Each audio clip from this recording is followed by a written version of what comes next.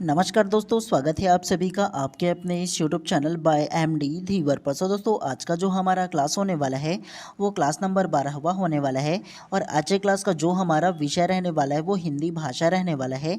और आज के क्लास का जो हमारा टॉपिक रहने वाला है वो उपसर्ग, जिसे अंग्रेजी में प्रीफिक्स के नाम से जानते हैं। और आज हम लोग इसका थ्योरी क्लास करेंगे, ठीक है। तो सबसे पहले अगर आप लोगों का आपका सिलेबस को दिखाओ ना, तो सिलेबस में सबसे पहला भाग 4 में हिंदी भाषा करके दिया है, जिसमें से आप लोगों का 10 नंबर का प्रश्न आने वाला है और 10 प्रश्न पूछे जाने वाले हैं। और आज जो हम लोग पढ़ने वाले हैं वो शब्द रचना के अंतर्गत उपसर्ग का जो फर्स्ट टॉपिक है ना, उसको हम लोग पढ़ने वाले हैं। तो जो जो चीज़ें आज की क्लास में मैं नोट करने के लिए बोलूँगा, उन तमाम टॉपिक को आप लोगों को अच्छे से नोट करते हुए चलना है, ताकि एग्ज़ाम से एक हफ्ते पहले आप लोगों को रिविज़न करते बन जाए। तो इस तरीके से आप लोगों को याद करते हुए और पढ़ते हुए चलना है, ठीक है। तो चलिए ज़्यादा देर नहीं करते हैं, सीधा सीधा देखो आज के इस टॉपिक को, उपसर्ग, जिसे अंग्रेजी में प्रीफिक्स के नाम से जानते हैं। और आज का ये जो क्लास ख़त्म हो जाएगा ना, तो उसके बाद इसका पूरा जो पीडीएफ है वो मैं अपने व्हाट्सअप ग्रुप में डाल दूंगा। तो वहाँ से आप लोग डाउनलोड करके दोबारा प्रैक्टिस कर लीजिएगा आप लोग, ठीक है। और तुरंत ही इसका पीडीएफ को डाल दूंगा। तो चलिए ज़्यादा देर नहीं करते हैं, सीधा सीधा पढ़ने के ऊपर फोकस करते हैं। तो फर्स्ट तो सबसे पहले आप ध्यान से पढ़िए। यह दो शब्द उप प्लस सर्ग के योग से बना है। उप का अर्थ समीप, निकट या पास में है तथा सर्ग का अर्थ सृष्ट करना है। तो फर्स्ट लाइन में आप लोगों को क्या नोट करना है, ये जो उपसर्ग शब्द है ना, वो उप प्लस सर्ग दो शब्द के योग से बना है। और उप का क्या अर्थ होता है, तो उप का जो अर्थ होता है वो समीप होता है, निकट होता है या पास होता है। उसके अलावा सर्ग का अर्थ क्या होता है, तो सर्ग का जो अर्थ है वो सृष्ट करना होता है। तो इसे आप लोगों को नोट करके रख लेना है। उसके अलावा दूसरा में परिभाषा करके दिया है, इसको ध्यान से पढ़िए। उपसर्ग उस शब्दांश को या अव्यय को कहते हैं जो किसी शब्द के पहले आकर उनके अर्थ में कई तरह के परिवर्तन ला देते हैं। अपने में सार्थक नहीं होते, पर जिस शब्द के पहले जुड़ते हैं उनमें एक विशेषता ला देते हैं। अब आप लोगों को ना ये जो परिभाषा है उसको अपने शब्द में समझा देता हूँ, ध्यानपूर्वक समझिएगा। उपसर्ग का जो अर्थ होगा ना, वो शब्दांश होगा, मतलब ना जो शब्द है उसका एक क्या होगा, अंश होगा, उसका भाग होगा, जिसे हम लोग क्या बोलेंगे, तो जिसे हम लोग उपसर्ग बोलेंगे, ठीक है। और ये जो शब्दांश होगा ना, वो अपने आप में सार्थक नहीं होता है। अगर किसी वो शब्द के साथ जुड़ेगा ना, ये जो उपसर्ग है वो किसी शब्द के साथ जुड़ेगा, तो वो क्या करेगा, उसको सार्थक बना देता है या विशेषता जो है वो ला देता है उस शब्द में, ठीक है। एग्जाम्पल के थ्रू आप लोगों को ये 3 अलग अलग उदाहरण दे करके समझाया गया है। सबसे पहला देखो, उपसर्ग करके दिया है फर्स्ट वाला, सेकेंड में मूल शब्द दिया है, और थर्ड में ना उसका शब्द को दिया है, मतलब परिवर्तन होने के बाद जो बना है उसको। सबसे पहला को देखना चाहो तो अत्याधिक देखो, अत्याधिक में कौन सा उपसर्ग है, तो ये जो अति है वो उसमें उपसर्ग है। उसके अलावा मूल शब्द कौन सा है, अधिक है। अधिक का मतलब क्या होता है, ज़्यादा होता है, लेकिन अत्याधिक बोलोगे तो क्या होगा, बहुत ज़्यादा होगा। तो ये जो अति उपसर्ग लगकर इसके अर्थ को क्या किया गया है, विशेष तरीके से और उसको बढ़ा दिया गया है। ठीक उसी प्रकार से दूसरा में उद्गम, उद्गम को देखो, इसका जो उपसर्ग होगा वो उत हो जाएगा और मूल शब्द गम हो जाएगा। उद्गम का मतलब क्या होता है, शुरुआत होता है। उसी प्रकार से सिंपल गम का बोलोगे तो गम अलग हो जाता है, लेकिन दोनों ना जो प्रत्यय मिलकर क्या बना है, उद्गम होता है, मतलब जहाँ से किसी चीज़ की शुरुआत होता है, आरंभ होता है, उसको बताया गया है। ठीक उसी प्रकार से अत्यंत, अत्यंत में जो उपसर्ग लगा है वो अति लगा है, और लास्ट में देखो उसका मूल शब्द अंत लगा है। तो ये क्या बन गया है, अत्यंत। अत्यंत का मतलब क्या होता है, बहुत ज़्यादा होता है ना। जैसे बोलता हूँ ना कि मैं अत्यंत प्रसन्न हूँ, अत्यंत मेरे को कोई चीज़ मिला है। तो इस प्रकार से उसका जो शब्द है उसको क्या किया गया है, अत्यंत विशेषताएं क्या किया गया है, प्रदान किया गया है। तो ये आप लोगों को ध्यान रखना है। चलिए उसके बाद नेक्स्ट को ध्यान से पढ़ते हैं। जो शब्दांश किसी शब्द के पहले आकर उसका विशेष अर्थ प्रकट करता है उसे उपसर्ग कहते हैं। ये तो सेम टू सेम आप लोगों को जो परिभाषा बताएं वो सेम है। नेक्स्ट को ध्यान से पढ़िए। जो शब्दांश किसी शब्द के लिए पहले लगकर नए शब्द बनाते हैं उन्हें उपसर्ग कहते हैं। तो ये भी सेम टू सेम है। नेक्स्ट को पढ़िए। उपसर्ग सदैव धातु शब्द के पहले जोड़ता है। तो इसे चाहो तो आप लोग नोट करके रख सकते हो कि उपसर्ग सदैव धातु के क्या क्या जोड़ता है, पहले जोड़ता है। तो ये चाहो तो आप लोग क्या कर सकते हो, नोट करके रख सकते हो इस शब्द को, ठीक है। चलिए उसके बाद ना उपसर्ग की विशेषताओं के बारे में जानते हैं। उपसर्ग के कितने प्रकार की विशेषताएं होती है, 3 प्रकार की विशेषता होती है। कौन कौन सा, तो सबसे पहले नई विशेषता वाले शब्द। तो नई विशेषता वाले शब्द क्या होता है, उपसर्ग से बनने वाले शब्द कभी कभी नई विशेषता लिए ये होते हैं।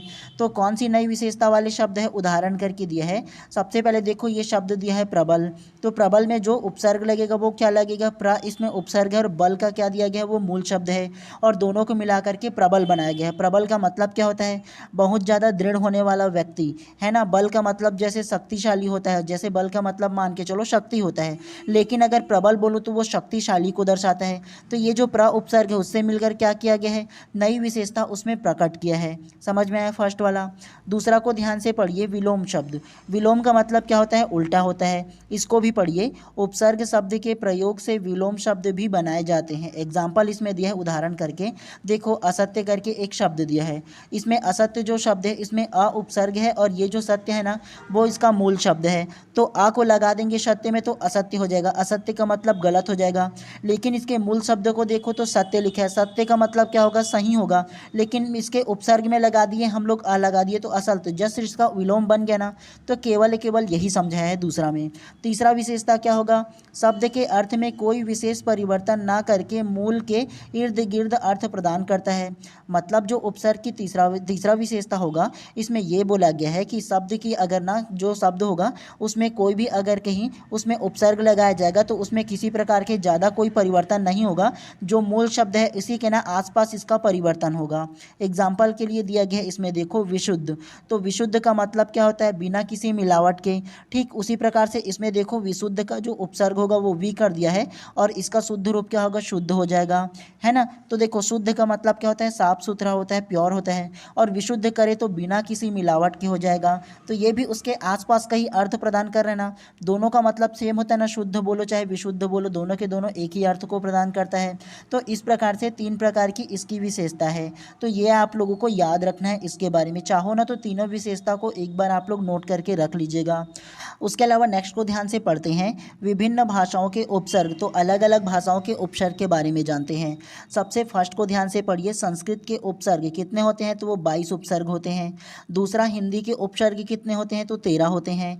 तीसरा उर्दू एवं फारसी के उपसर्ग कितने होते हैं, तो 19 प्रकार के होते हैं। चौथा अंग्रेजी के उपसर्ग होते हैं और पांचवा उपसर्ग के समान प्रयुक्त होने वाले संस्कृत के अव्यय होते हैं। उसके अलावा नेक्स्ट को ध्यान से पढ़िए, डॉक्टर वासुनंदन प्रसाद के अनुसार उपसर्ग की संख्याएं।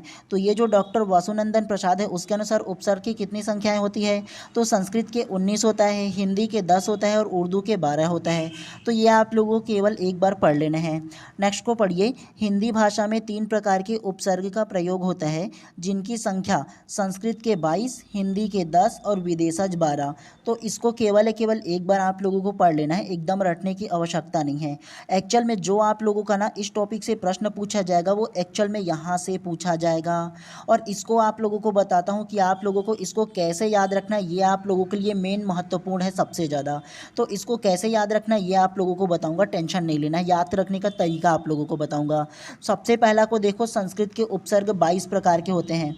तो 22 प्रकार को टोटल हम लोग पढ़ते हुए नहीं चलेंगे, जो मेन रहेगा ना, जो एग्जाम में आने लायक है, केवल आप लोगों को उसे बता दूंगा। और बाकी जो रहेगा ना उसे आप ना जो PDF है ना, पूरा PDF के फॉर्म में अपने व्हाट्सअप ग्रुप में डाल दूंगा, तो वहाँ से आप लोग डाउनलोड करके क्या करना, एक बार और प्रैक्टिस कर लेना।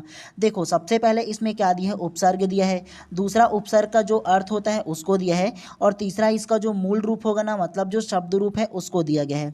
तो आप लोगों को इसको याद रखने का तरीका क्या है, आपको ये उपसर्ग को याद रखने की बिल्कुल भी आवश्यकता नहीं है। उसके अलावा उसके अर्थ को याद रखने की भी कोई आवश्यकता नहीं है। आपको मेन जो चीज़ आप लोगों को समझना है, जो चीज़ याद रखना है, वो ऐसे शब्दों को देखना है। ये वाला जो शब्द रूप जो दिया है ना उसको आप लोगों को देखना है। क्यों? क्योंकि इसमें से आप लोगों को डायरेक्ट इस प्रकार के शब्द को दिया जाएगा, जैसे अत्यंत हो गया, और इसमें से पूछा जाएगा कि ये जो अत्यंत शब्द है उसमें कौन सा उपसर्ग लगा है ये बताइए, ऐसे प्रश्न पूछा जाएगा। ये जो अति नहीं दे दिया जाएगा, अति दिया जाएगा और इसमें कौन सा में शब्द में आया गया है, ऐसा नहीं पूछते हैं। अधिकतर इसमें 90% जो चांसेस होते हैं प्रश्न पूछने का, ये जो अलग अलग शब्द है उसको दे देते हैं और देने के बाद इसमें पूछा जाता है कि इस प्रमुख शब्द में कौन सा उपसर्ग लगा है ये बताइए करके बोला जाता है। तो इसको आप लोगों को ध्यान देना है। सबसे पहला को देखो, अति उपसर्ग को कैसे पहचानना है ये बता दे रहा हूँ। सबसे पहले ये तमाम शब्दों को देखो, इन शब्द में देखो सबसे पहले आ दिया गया है और उसके अलावा ना आधा ता दिया है। तो एक चीज़ आप लोगों को बता दूँ, अ और आधा ता जहाँ भी रहे ना तो उसमें आप लोगों का जो उपसर्ग लेना है वो पूरा छोटी की मात्रा करके ती लेना है, अति लेना है। जैसे एग्जाम्पल में देखो, देखो अत्यंत, अत्यधिक, अतिरिक्त, अतिशय, अतिक्रमण, अत्याचार, अत्युष्ट, उसके अलावा अत्युक्ति, ये तमाम जो है वो देखो आ से करके क्या है, आधा ता है या पूरी तरह से ता है। तो अगर इसमें आधा ता दे या पूरी छोटी मात्रा में ती दे, तो दोनों में आप लोगों को जो उपसर्ग लेना है वो अति लेना है। समझ में आया आप लोगों को? जैसे अत्यंत में आधा ता दिया है ना, अ और आधा ता, तो उसको आप लोगों को पूरा छोटी मात्रा डाल के अति लेना है। ठीक है, चाहे जितना भी अलग अलग शब्द है देख लो, ऐसे आप लोगों को समझना है। इन तमाम चीज़ों को जो दिया है उसको रटने की आवश्यकता नहीं है। ठीक उसी प्रकार से दूसरा को देखो अधि। ठीक, आप लोगों को क्या करना है, दूसरा अधि जो दिया है इसमें भी देखो ये जो अलग अलग शब्द दिया है उसमें, इसमें देखो अ दिया है और आधा ध दिया है। तो चाहे आधा ध हो या पूरा ध हो, इसमें आप लोगों को हाफ को लेना है, छोटी एक मात्रा ध लगा करके। ऐसे आप लोगों को समझना है, जैसे अध्यात्म, अधिभार, अध्यक्ष, अध्यादेश, अधिपति, अधिकार, अधिनायक। तो इसी प्रकार से ना अधि जो दिया है ना उसको आप लोगों को लेना है, शुरू का जो वर्ड होगा ना उसको आप लोगों को लेना है, शुरू का जो शब्द होगा उसको लेना है। समझ में आ रहा है आप लोगों को? एकदम ही इसके जो मतलब है ना, इसका जो अर्थ है उसको रटने की आवश्यकता नहीं है। अधिक मतलब ऊपर या श्रेष्ठ होता है, ऐसे एकदम रटने की आवश्यकता नहीं है। तीसरा को देखो अनु। अनु का क्या कैसे पहचानोगे? शुरू के देखो दो वर्ड को, है ना, तो शुरू के जो दो वर्ण रहेगा वो क्या होगा, उसका उपसर्ग हो जाएगा। तो ये ध्यान रखना है। जैसे जैसे देखो अनुगमन, अनुवेशण, अनुचर, अनुजा, अनुमान, उसके अलावा अनुकरण, उसके अलावा अनुसार, अनुशासन, अनुस्वार, अनुरूप। तो क्या हुआ, शुरू के जो दो वर्ण होंगे उसको आप लोगों को लेना है, ये दो वर्ण जो होगा वो उपसर्ग होगा। उसके बाद देखो चौथा अप। अप का मतलब क्या होता है, मतलब इसका अर्थ क्या होता है, बुरा या हीन होता है। तो देखो इसका अगर देखोगे ये शब्द को ना, तो शुरू का जो दो वर्ण है ना उसको आप लोगों को क्या लेना है, उपसर्ग में लेना है। एक बात आप लोगों को ध्यान रखना है, हर जो शब्द दिया है उसमें से दो वर्ण केवल नहीं होगा उपसर्ग, ये बता रहा हूँ। अधिकतर जो 50 से 60% चांसेस होता है कि उसका शुरुआती का जो दो वर्ण होता है ना, तो वो उसका क्या होता है, उपसर्ग में लिया जाता है। जैसे एग्जाम्पल देखोगे, अपकार, अपशय, अपमान, अपव्यय, अपकीर्ति, अपकर्षण, ठीक है, अपकुंचन, उसके अलावा अपहरण और अपभ्रंश। ये तमाम जो शब्द होंगे ना, अधिकतर इसमें क्या है, दो वर्ण होंगे उसको लेते हैं। तो सारे को नहीं लेना है आप लोगों को, ये भी बता दूं। कभी कभी तीन वर्ण, कभी कभी एक वर्ण भी लिया जाता है। तो थोड़ा सा अपना जो सेंस है उसको यूज़ करते हुए चलना है, ठीक है। चलिए उसके अलावा पांचवा देखो अभी। अभी का मतलब क्या होता है, सामने और या पास होता है। और कैसे शब्दों को समझाना है, देख आ है ना, उसके बाद देखो आधा भा दिया है, तो आधा भा है ना, तो उसको छोटी की मात्रा लेकर के पूरा भा बनाना है, उसको अभी बना देना है। और पूरा इसमें अभी होगा तो अभी को ले लेना, ठीक है। उसी प्रकार से देखो ये जो अलग अलग वर्ड दिया है उसको अभ्युत्थान, अभ्यास, अभिनय, अभिषेक, अभीष्ट, अभिनय, अभिमुख, अभ्यंतर, केवल आप लोगों को एक एक बार ना इसको पढ़ते हुए चलना है। कोई भी शब्द दे बन जाएगा आप लोगों से। उसी प्रकार से अभिसार, अभिनंदन, अभ्युदय, तमाम ये शब्द है ना, इसको एक बार केवल पढ़ लेना है। इसको PDF को तुरंत दे दूंगा, ठीक है। तो एक बार प्रैक्टिस कर लेना है। क्यों, देखो रटने की आवश्यकता आपको नहीं है, केवल आप लोगों को एक बार इसको पढ़ते हुए चलना है, ज़्यादा कुछ नहीं करना है, ठीक है। उसी प्रकार से देखो छठवा को अव। अव को देखोगे ना, तो इसमें भी क्या है, अव में देखो अवनति, अवगुण, अवतार, अवलोकन, अवधान, अवकृपा, उसके अलावा अवकाश, अवगन, अवस्था, अवसान, अवान। तो ये सारे के सारे के जो दो वर्ण होगा शुरू का उसको ले लेना है, उसको समझ लेना, वो उपसर्ग है। कोई कठिन लग रहा है क्या आप लोगों को?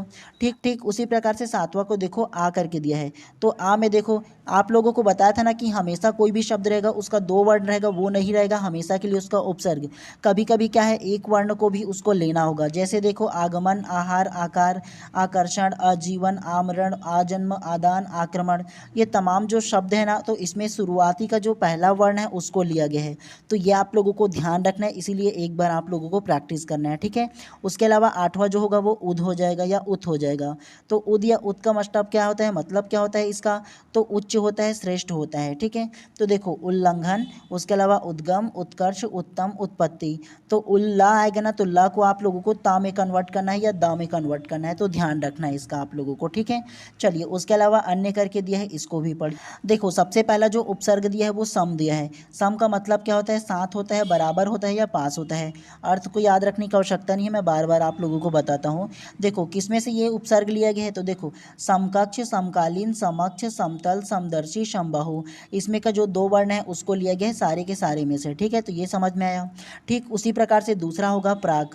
प्राक का मतलब क्या होता है, पहले का या पूर्व होता है। तो देखो प्राक कथन, प्रागैतिहासिक और प्राक कर्म, दो वर्ण होगा उसको आप लोगों को ले लेना है। उसी प्रकार से पूरा, तो पूरा का मतलब क्या होता है, पूर्व में या अनादि होता है। तो देखो 2 वर्ण इसमें भी लिया है, पुरातन, पुरावस्था और पुरोहित। तो ये ध्यान रखना है, अधिकतर 2 वर्ण लिया जाता है। उसी प्रकार से प्रादुर, तो देखो इसमें क्या होगा, प्रादुर का मतलब प्रकट या बाहर आना होता है। और कैसे वर्ड को लेना है, तो प्रादुर क्या है, तो देखो ये जो रारेफ्रा है ना, उसको आधारा लेना है।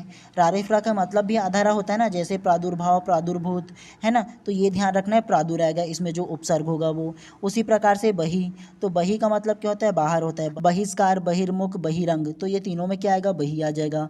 उसी प्रकार से तीर आ जाएगा। तीर का मतलब क्या होता है, हीन होता है। और ये क्या होगा, तिरस्कार हो जाएगा, तिरोभाव। तो शुरू का जो 2 वर्ड होगा ना, वो इसमें ले लेना है। उसी प्रकार से इति हो जाएगा। इति का मतलब क्या होता है, अंत होता है या समाप्ति होता है। इतिहास में से 2 वर्ण लोगे इति, और इतिश्री में से भी क्या लोगे, 2 वर्णों को ले लोगे।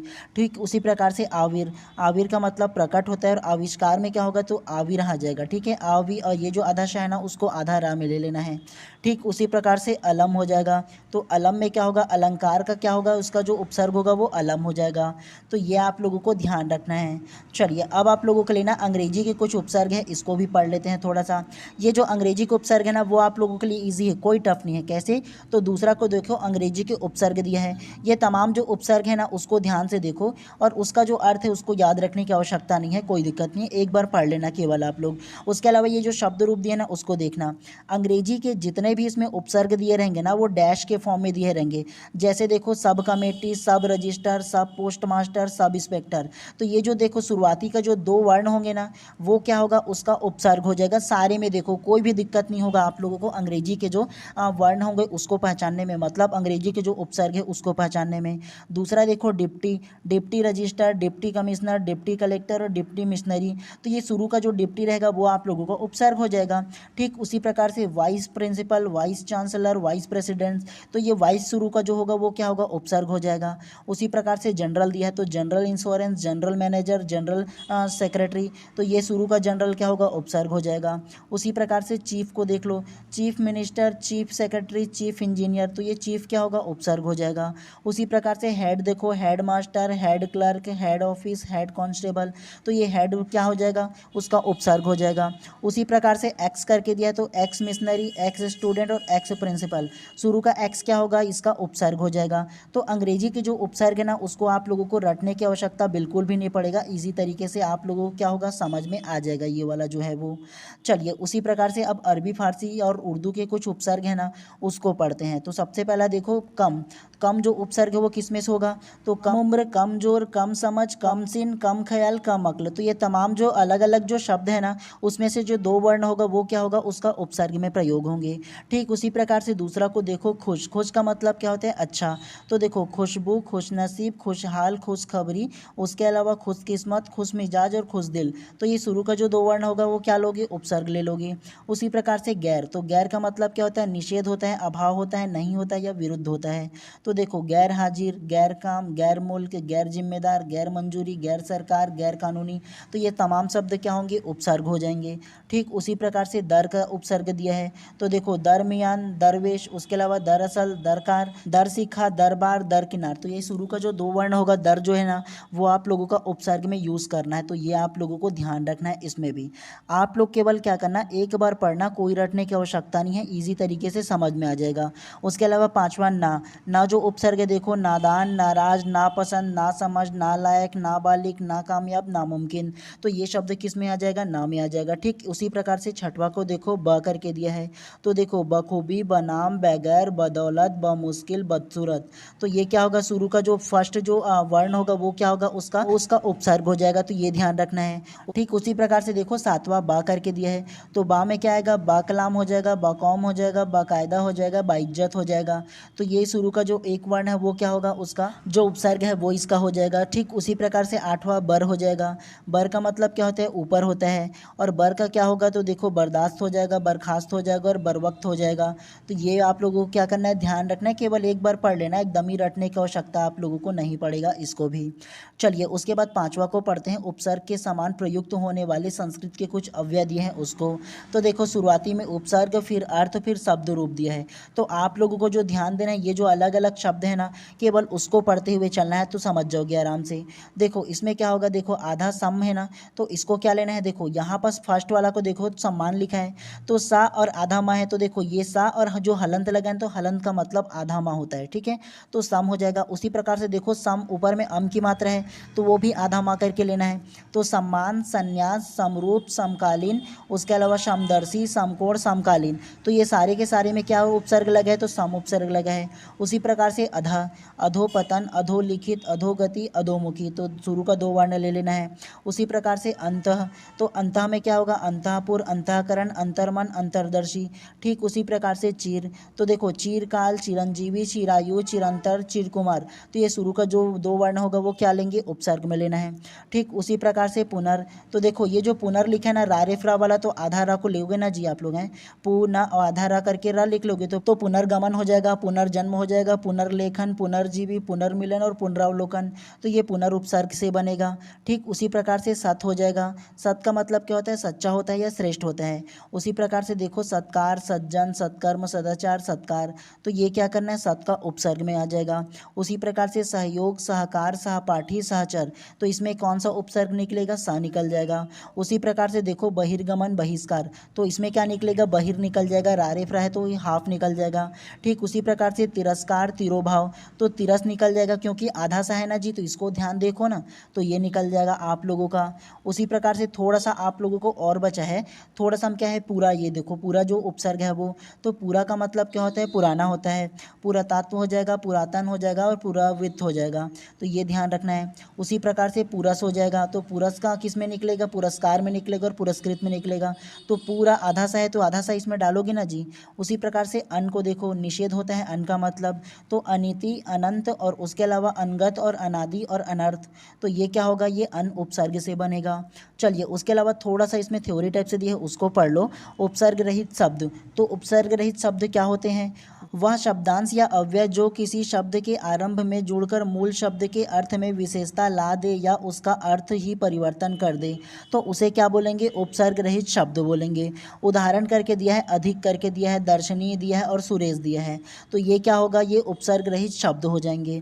चलिए उसी प्रकार से थोड़ा सा नेक्स्ट दिया है उसको पढ़िए। उपसर्ग तथा प्रत्यय का एक साथ प्रयोग होने वाले शब्द जैसे, तो उपसर्ग और प्रत्यय का एक शब्द कौन कौन से शब्द में प्रयोग हुआ है, तो देखो सम्मानिति, तो सम्मानिति में क्या दिया है, देखो सम जो रहेगा वो क्या है, उपसर्ग है, और मान जो क्या है वो धातु है, और इति इसमें प्रत्यय दिया है। उसी प्रकार से धनवान, विद्वान, चालाकी, घबराहट, खिलाड़ी, तो ये क्या होगा, उपसर्ग और प्रत्यय के जोड़े से मिला गया वो शब्द है। तो केवल आप लोगों को क्या है, इसमें इतना ही पढ़ना है और एकदम ज़्यादा एक्स्ट्रा पढ़ने की आवश्यकता नहीं है।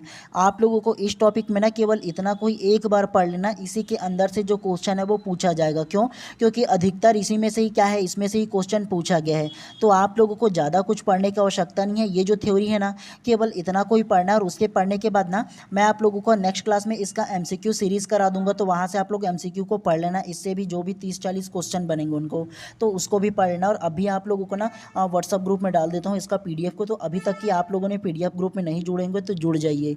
और आपके स्क्रीन पर जो नंबर आ रहे हैं तो उसमें नंबर पर क्या है, मैसेज कर दीजिए मेरे को व्हाट्सअप ग्रुप में जुड़ना है बोल करके, तो वहाँ से आपके नंबर को ले करके व्हाट्सअप ग्रुप में जोड़ दूंगा, ठीक है। और व्हाट्सअप ग्रुप में जोड़ने के बाद सारा पीडीएफ आप लोगों का जितना भी क्लास हो चुका है उसको भी प्रोवाइड कर दूंगा, तो जल्दी से जुड़ जाइए, अभी भी टाइम है आप लोगों के पास, देर मत कीजिए। चलिए आप सभी लोगों का दिन शुभ एवं मंगलमय हो, मिलते हैं इसी प्रकार से नेक्स्ट क्लास में।